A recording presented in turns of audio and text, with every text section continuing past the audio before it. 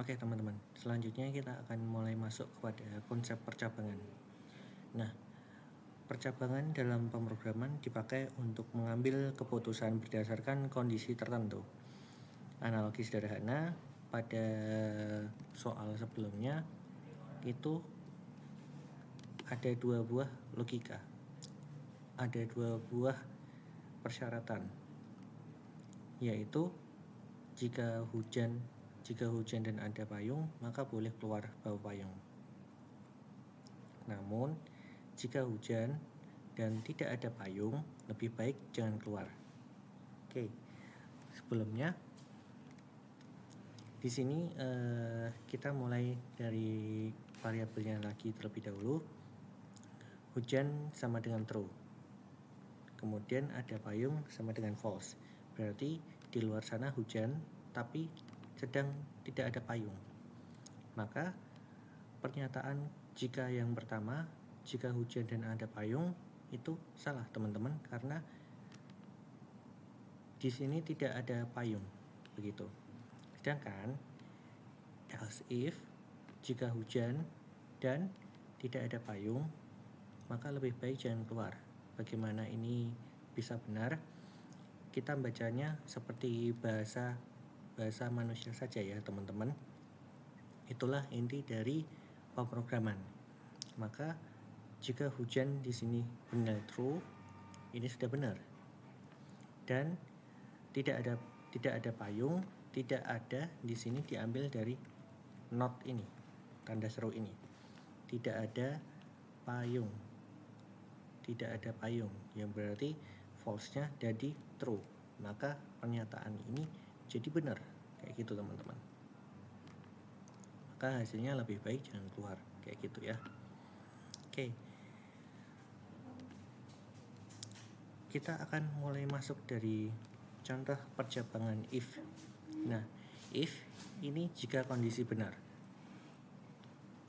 Kita akan mulai dari kondisi benar. Ada umur, kemudian nanti kalian disuruh masukin umur, diterima pakai variabel umur ini, kemudian dicek apakah umurnya benar 17 atau tidak, kayak gitu. Oke, langsung saja kita ke contohnya teman-teman. Kita ke contohnya dimana seperti ini. Oke, di sini ada variabel umur. Nanti kalian akan diminta untuk memasukkan umur pakai chain ini yang menerima variabel umur.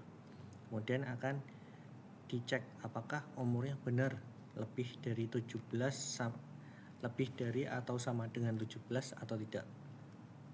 Kita coba jalankan. Nah, jika kalian menginputkan 18 di sini, maka hasilnya yang keluar adalah kamu sudah bisa membuat KTP. Oke.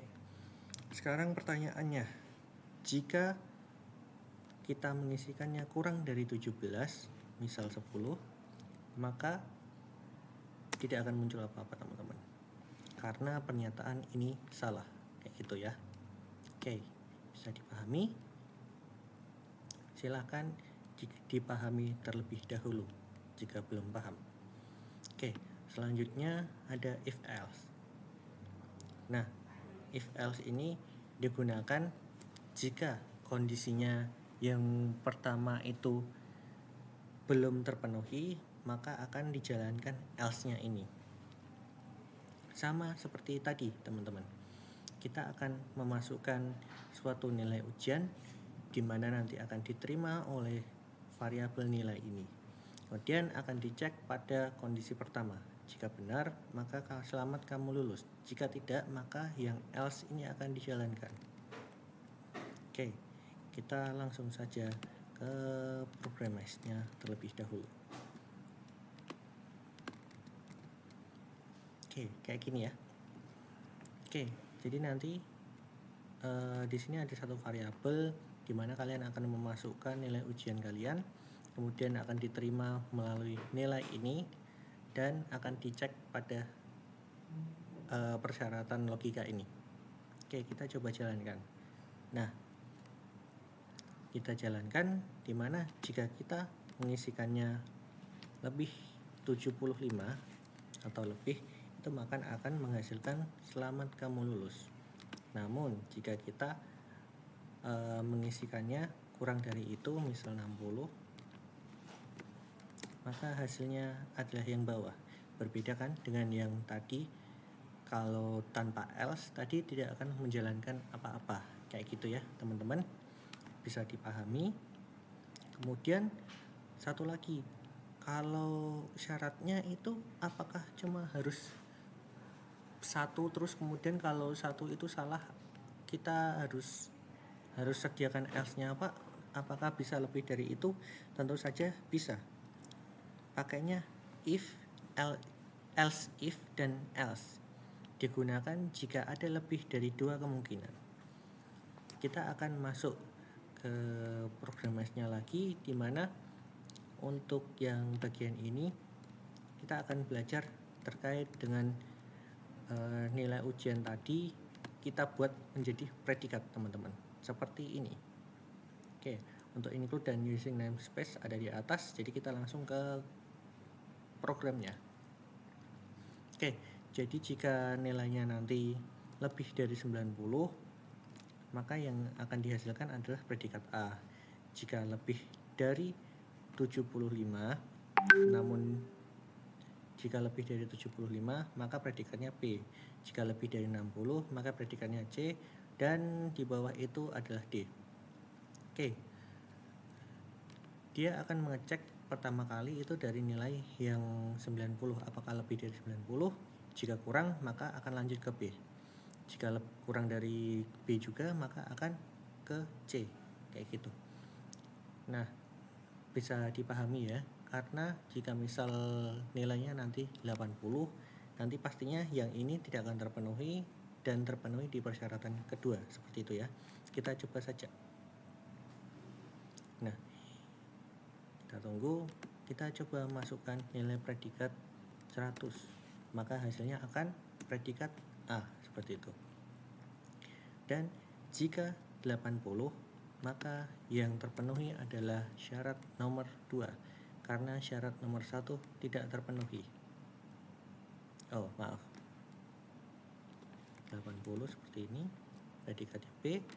Dan untuk yang C itu lebih dari 60, misalnya 65, maka predikatnya C. Dan di bawah itu nanti maka akan menjalankan else seperti ini. Else kurang dari 60, misal 50, predikatnya D. Seperti itu teman-teman. Oke, itu untuk percabangan if. Nah, kita akan belajar terkait logika dalam if. Dalam if, operator yang Bapak sebutin tadi, operator logika yang Bapak sebutin tadi itu dipakai dalam ini.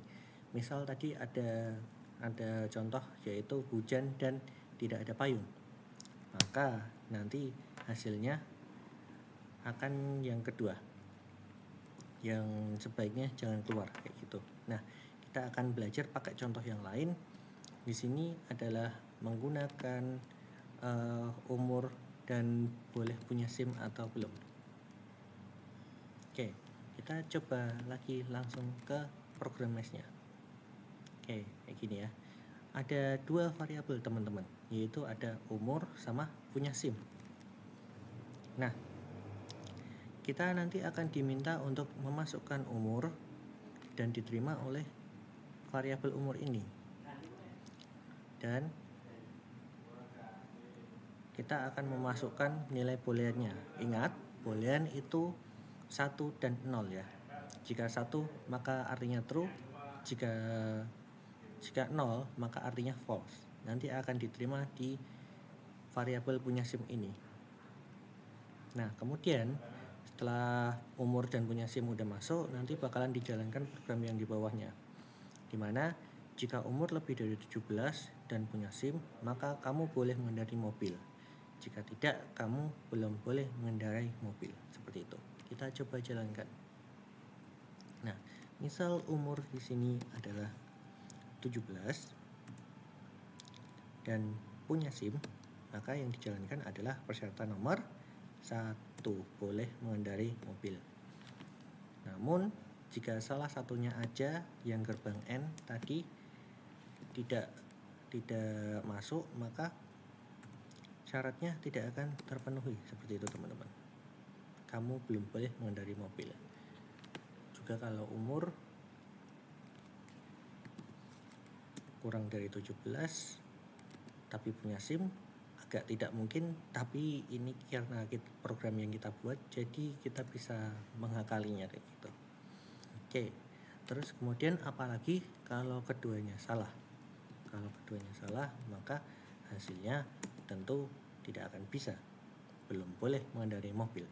Seperti itu ya teman-teman. Itu untuk logika, operator logika dalam if. Nah, terakhir nanti kita akan belajar tentang percabangan switch case. Silahkan dipelajari dulu untuk yang if. Jika ada pertanyaan bisa chat ke grup